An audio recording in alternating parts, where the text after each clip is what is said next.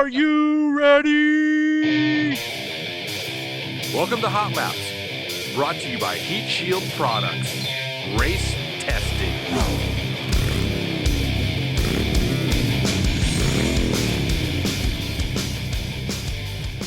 Hey, welcome back to Hot Laps. This is lap number 17. Sorry we haven't been with you. We've been busy. I got just myself today with Patrick Hill from Heatshield Products. The up-and-coming star on our YouTube channel that is going to be Random Beep with Patrick Hill. Soon to hit the airwaves, probably early next week, if not this weekend. You're not going to be listening to this till Monday, so it may already be out. Who knows? Patrick, how are you? I'm doing fine today. It's a bright sunny day here in Florida. Man, you guys had some weather earlier, right? I mean, like floods and stuff? Yeah, we've been getting, we had a tropical system that popped up at the last minute and basically was dumping a monsoon on us the last few days, and it's finally moving off. So we're moving into our normal summer weather pattern of like 3 or 4 days out of 7 in the week. It's afternoon rain and thunderstorms. Bogus. Well, I guess if you live there, that's what you're into.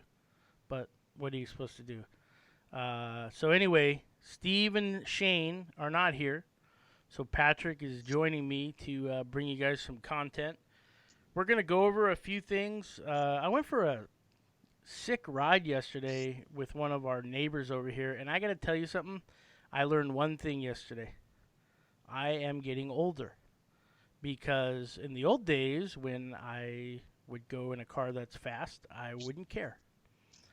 But when I go in a car that's fast now, even with Matt Akala from Best of Show Coachworks, who basically is a professional race car driver. I mean, he bangs the crap out of his Mustang all over. But, you know, it's just like, I don't know, maybe you like turn 45 and then you go like, oh man. But I couldn't even hold the camera straight. I was looking for something to hold on to. But Pat, you should have seen this car. You would have been, it's like right up your alley. 32 Ford Roadster with a 440 LS.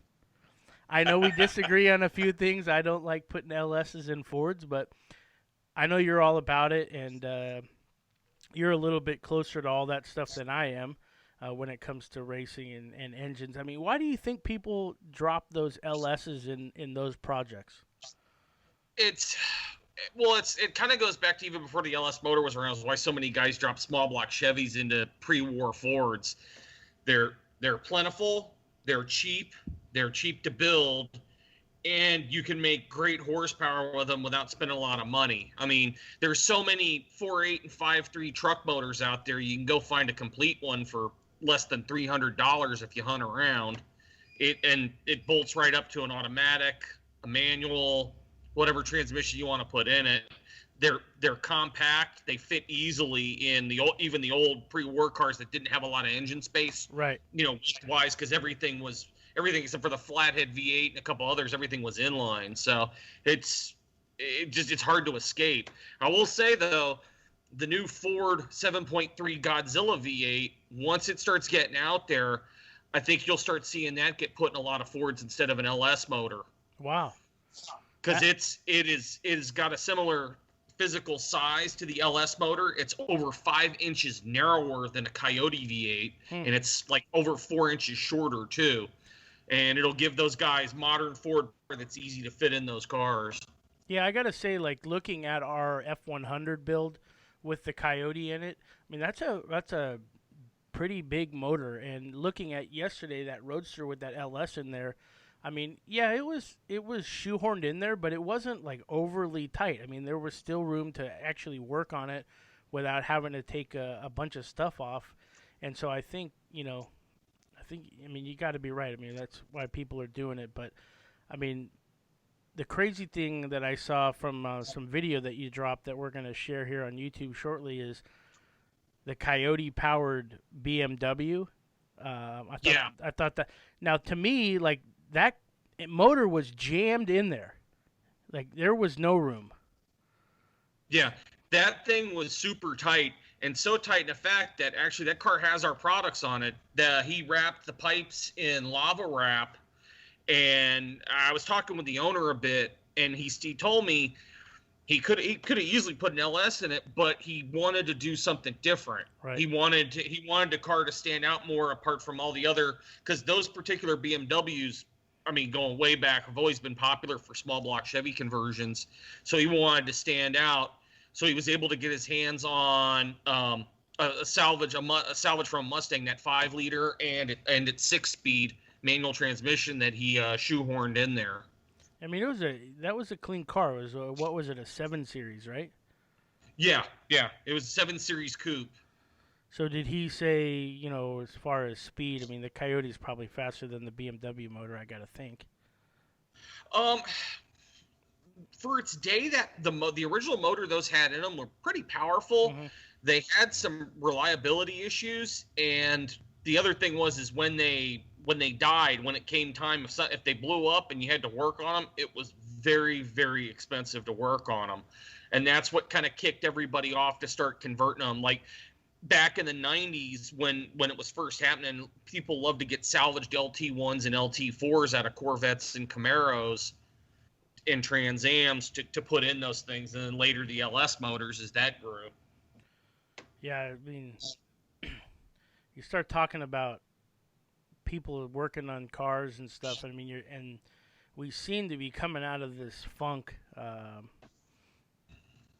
which was COVID-19, and we've been fairly busy and getting lots of orders, and I gotta think people are working on their cars, and I'm hoping that car shows are going to be coming around and some races and stuff. I mean, talk to me about some like quick projects that you're thinking about that guys can get done relatively soon with our stuff to manage the heat before they maybe head out on a car show, or hopefully get out there and maybe even just cruise with some buddies. Well, and it's probably going to be the way this year's going. It's probably going to be a pretty hot summer this year, and then sorry, I thought I'd put that on silent. Who was it? That was just a little alarm on my phone I set to remind me of something. Can I stop you real quick? Bad. What's going on with the caution tape behind you? Okay, so are you in a murder scene? Right. Well, because of, not to get too far off topic, but because of the regulations to reopen places, this establishment, basically to maintain the 6-foot required distance, we marked off every other booth. Gotcha. To keep people from sitting there, so that way it keeps like everybody spaced out, so we don't get in trouble. So is the bar / your office open? Yes, it is open at limited capacity, though we're hoping that as things progress in the next week or two, it's going to be able to open back up and get more back to normal. Like right now, a lot of bars all across the country, you can't have anybody standing or sitting at the physical bar itself. And that goes in restaurants too. No one can sit or stand at a bar. And a lot of the regulations are, if you're in some place, you can't stand, period. You have to be seated someplace. Or if you're in the Northeast, a bar. Yeah, right. Yeah. Chowder. Yeah. But getting back to what we were talking about with the projects one, it's probably going to be, I mean, summer's always hot, but I think this year probably should be even hotter. And, a lot of the classic cars, a lot of cars that don't have AC, minimizing those heat sources can go a long way to making the ride a hell of a lot more comfortable in the summer. Especially they moved Power Tour, Hot Rod Power Tour got moved into late August, and that's going to be hot. Scorcher. So stuff like the Heatshield armor to put on the exhaust under the car to cut down on the heat. The exhaust radiates up into the floor. Installing some of the stealth shield material under the carpet, under the upholstery in the car to further stop and dampen heat. There's the DB the DB roof kit that's got the stealth shield and the DB material in it to both stop noise and sound. Because some people don't think about that one as, the sun beating down on the roof and heating the roof, and it's like a solar oven inside a car sometimes. Right, that would be the DB skin with the stealth, and it's the headliner kit. It's a great little kit, pretty easy to put in.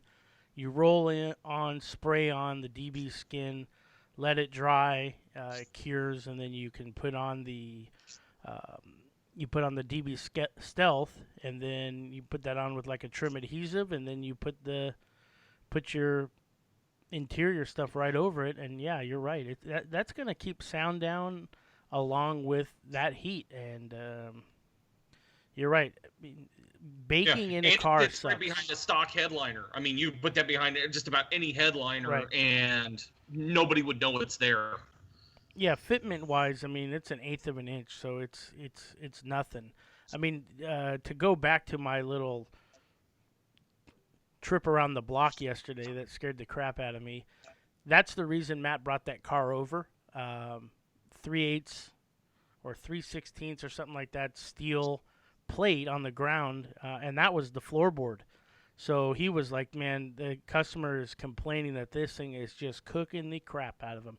We threw we threw the new Stealth floor shield on the ground with the magnets, because obviously it's going to stick to that. But it's got a marine grade vinyl on top of the Stealth shield, so you can actually put your feet on it. It's diamond stitched, so it looks pretty cool. At the end of the day, you can just lay those pieces in there. You're really going to be stoked on what it is. And that's purchase, put it in on the floor, and play, and it's going to stop heat.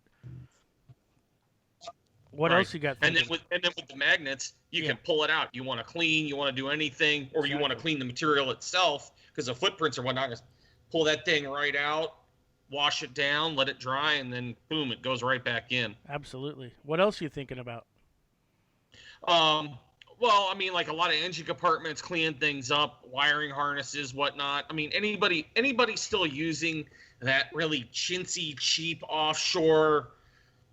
Like, I don't know if corrugated is the right term, but that plastic wire loom material that's been around since like the 90s, that J.C. Whitney type of stuff. Yeah. That can make an engine compartment look not just dated, but hideous totally. Right. Whereas, getting some Thermoflex sleeve or some lava tube to put on there that's easy to install and covers up the wiring, protects it from the heat, keeps it from being damaged from heat, both ambient and direct contact, and then can really clean up an engine compartment and make it look nice. Yeah, I mean, and the hot rod sleeve too. I mean, that you talking about cheap and easy. I mean, that is probably some of our most popular product is that hot rod sleeve. It comes in a 10-foot roll.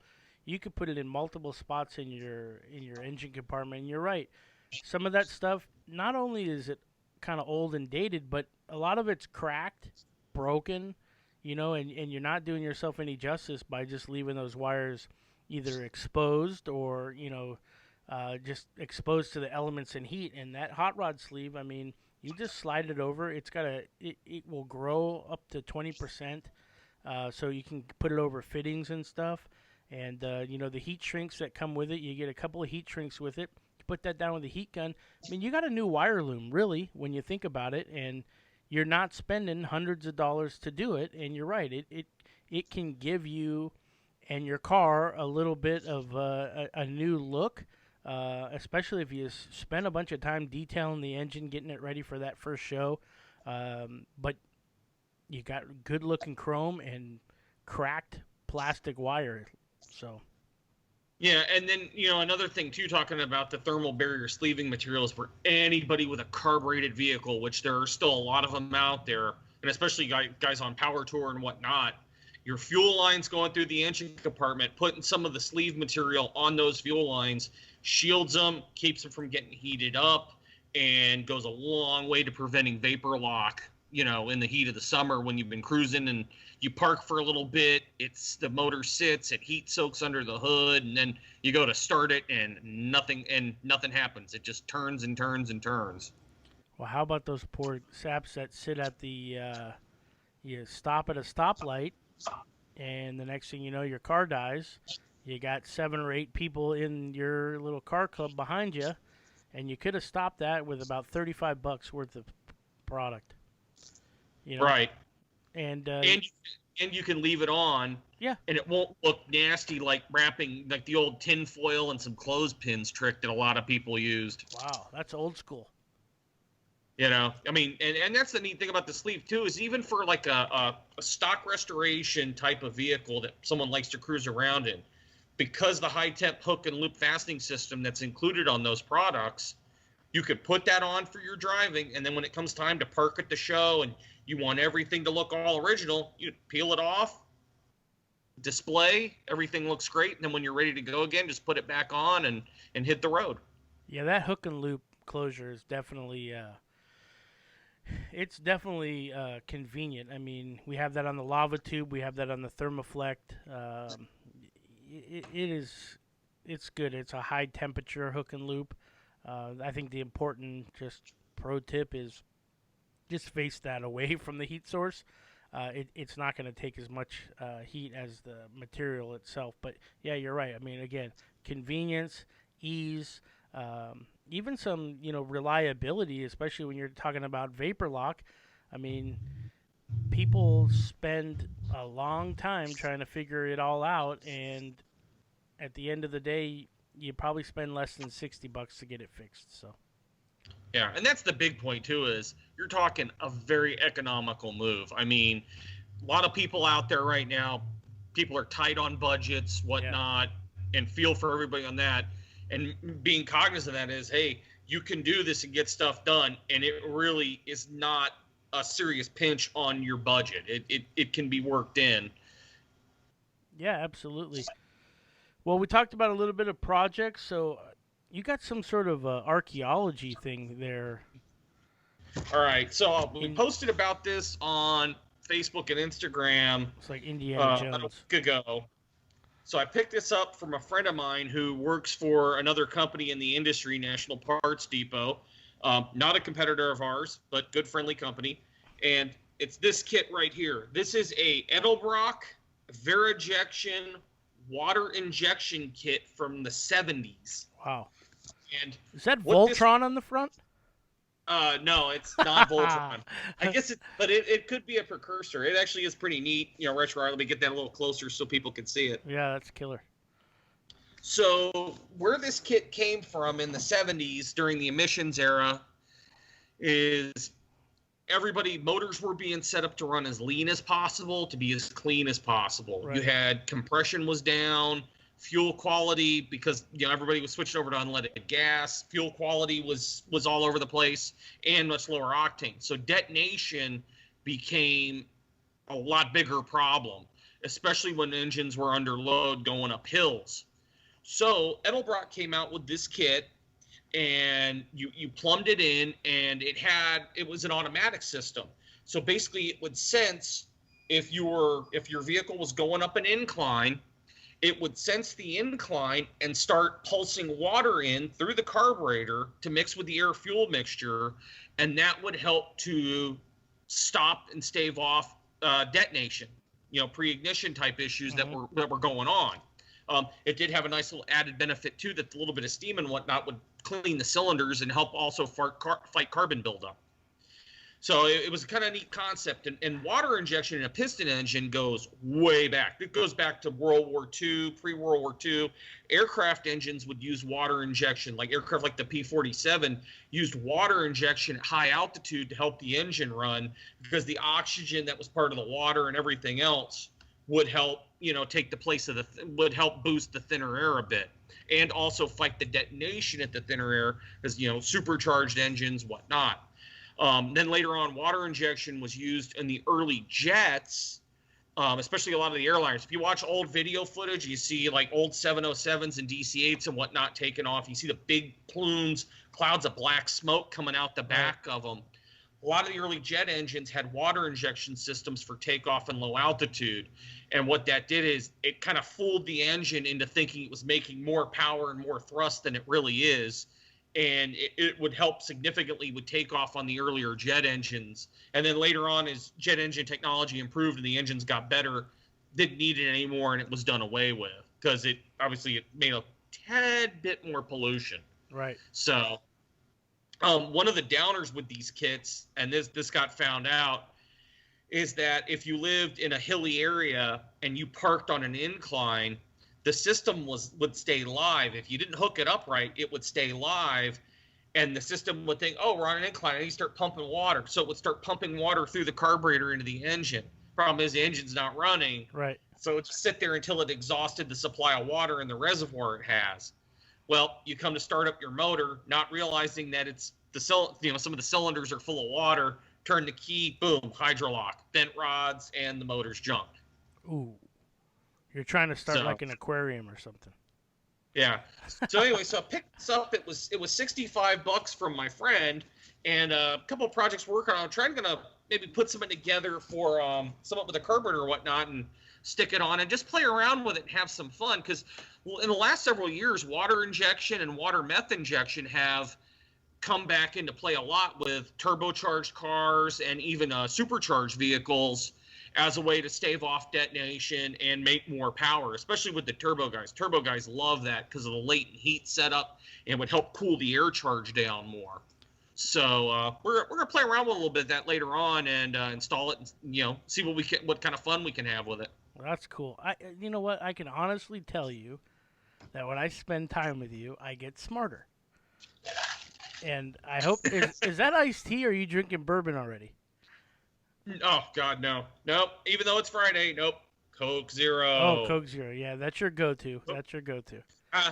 I love a regular Coke every now and then. I get the Coke from Mexico that's in the big bottles that's made with real sugar instead of corn syrup. But as we all know, too much sugar is not the best thing for you. So this is great. It tastes almost like regular Coke. Zero sugar, zero carbs, calories. So, it's diet and health friendly. I could take you down the path of some Coca-Cola stuff, but I don't want to give up my pension. Okay? Yeah. Anywho, like I said, I get a lot smarter when I listen to you. Those are things that I had no idea what was going on. But you have some more information, and people may already know it out there, but Ford has given us a peek under the tent for the 2021 GT350. Is that correct?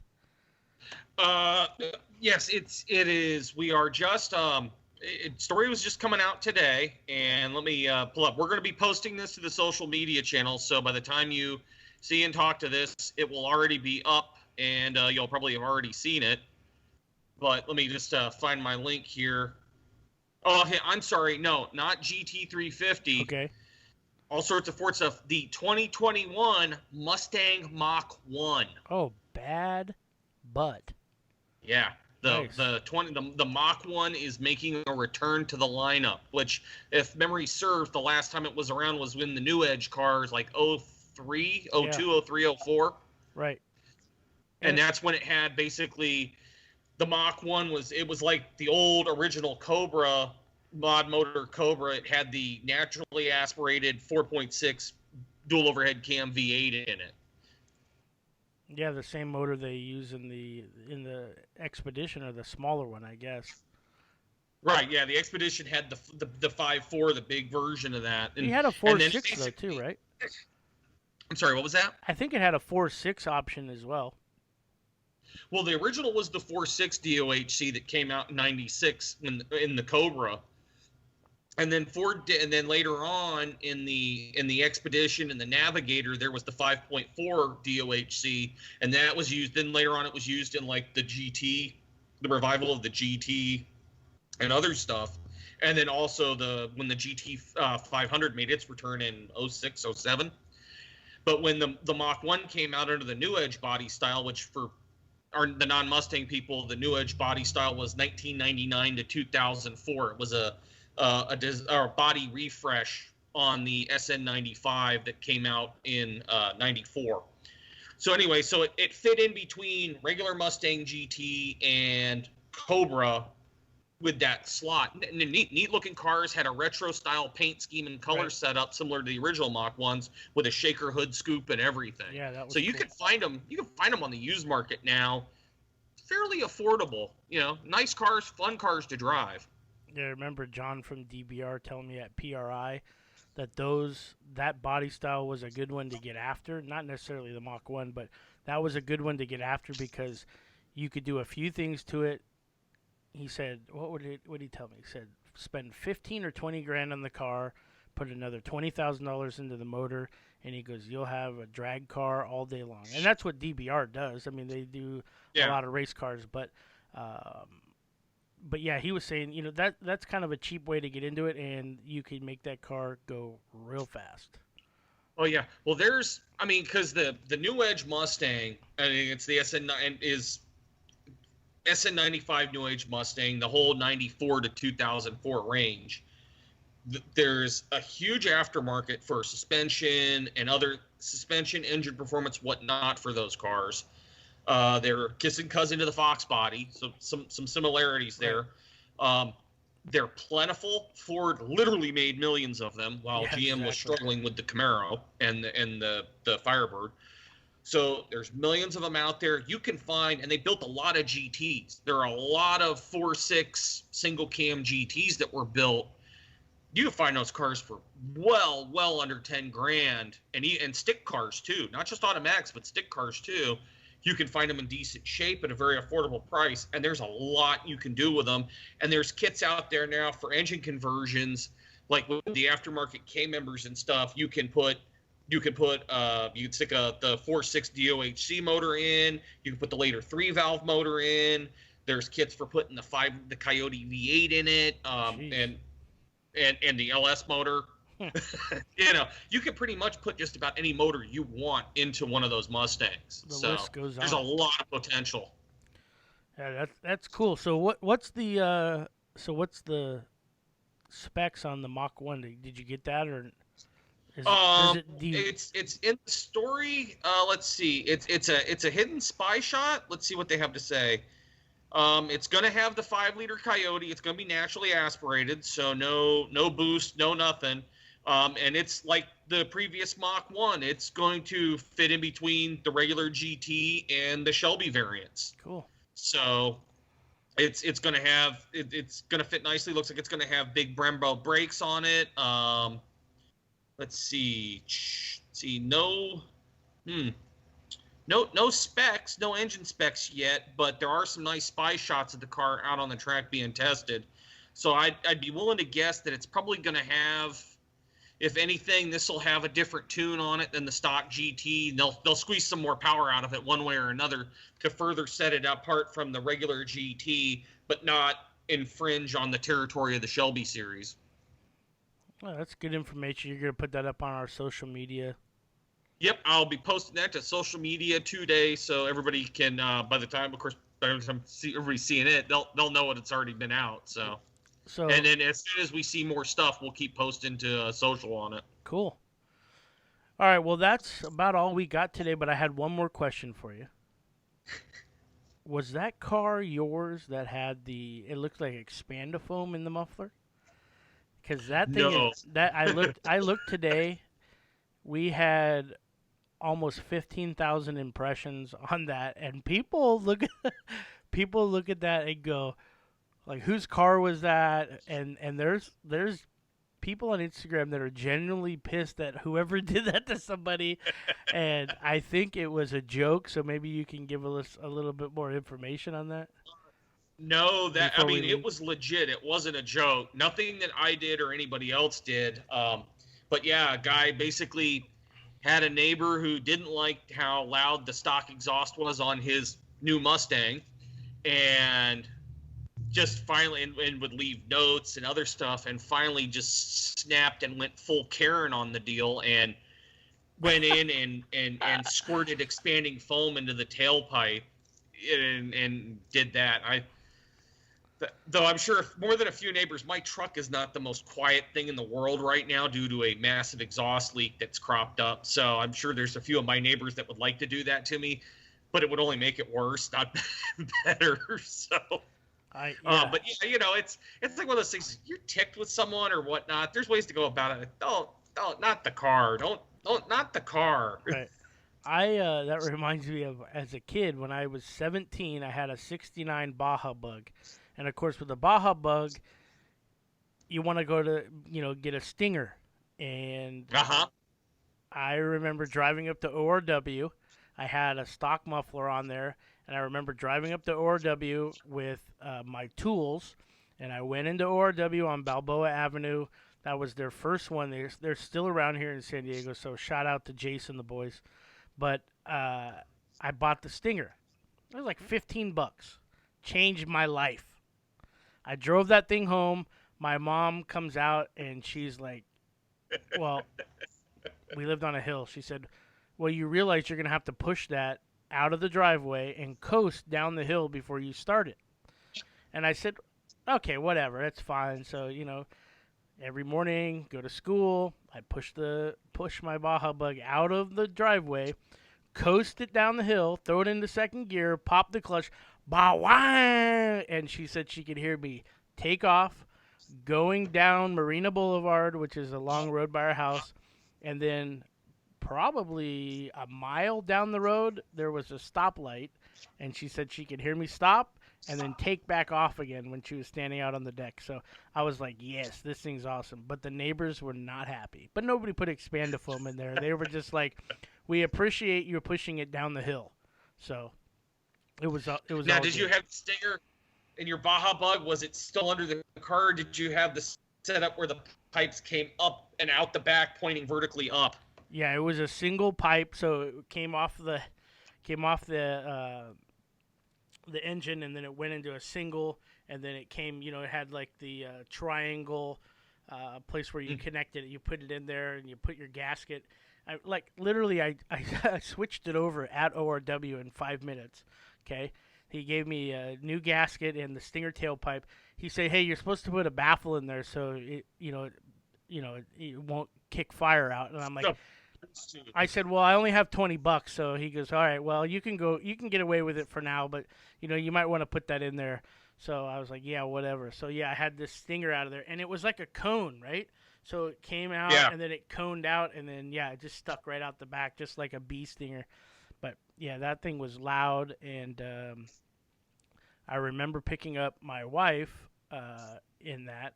Well, she was my girlfriend at the time, and her mom insisted that she could not ride on the back of a motorcycle. And she said, "No, it's not a motorcycle." And they said, "Well, what kind of car is it?" And my wife is Steve's sister, and her dad is obviously Oh, I didn't know that. yeah, her dad is obviously our president of Heatshield. He said, "Well, what kind of car is it?" And I said, "It's a Baja Bug." And she said, "Okay, Rita can drive." So could drive, but I couldn't pick her up because they didn't want to ride around in a Baja Bug, which I probably can't blame them because, look, it was a metal body with fiberglass all around it, and it was super fast. So, yeah, but that's fine. It only got 10 miles to the gallon, so on a 10-gallon tank, you could go 100 miles, and I'd drive to their house, and she would drive the rest. I mean, how far? You were in Southern California back before it got insane and nuts and whatnot. Yeah. So did you have to drive more than 100 miles anyway to go have fun? Well, a couple things with that is my wife lived about 30 miles away from where I was living. We met in high school. It was a private school, so you could come from anywhere in the county. So the fuel gauge never worked on the Baja Bug. Don't ask me why, okay? And I never fixed it. So I drove around literally with a 10-gallon or a 1-gallon jerry can, give me 10 miles. It had a Holley Progressive. It was a 32 millimeter and a 34 into a 1776 motor, so it gulped gas, okay? But gas, when I was 17, was like $1.20, so it wasn't that big a deal. Yeah. So, yeah, I had to ride around with that. But, yeah, multiple times I ran out of gas. I'd forget, and you drive to school 3 or 4 times, and that was basically about 100 miles. But, yeah, any long distance on that, you need to bring a jerry can.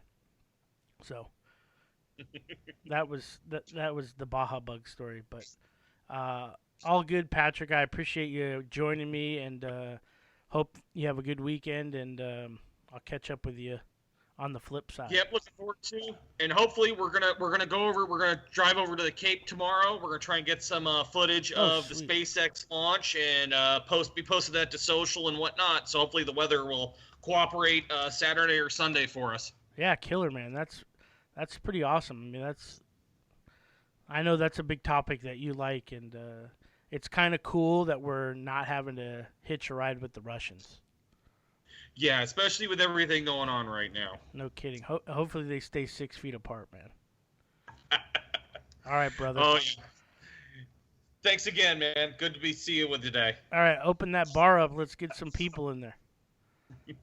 All right, buddy. Talk to you later. 4 o'clock. 4 o'clock. All right. Take it easy.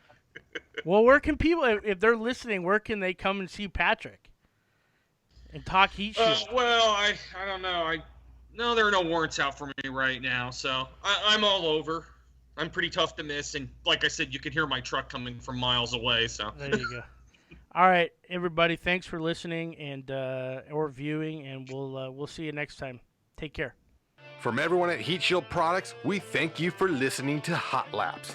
Leave that review, subscribe, tell a friend, and most of all, stay cool. We'll see you next time, right here on Hot Laps.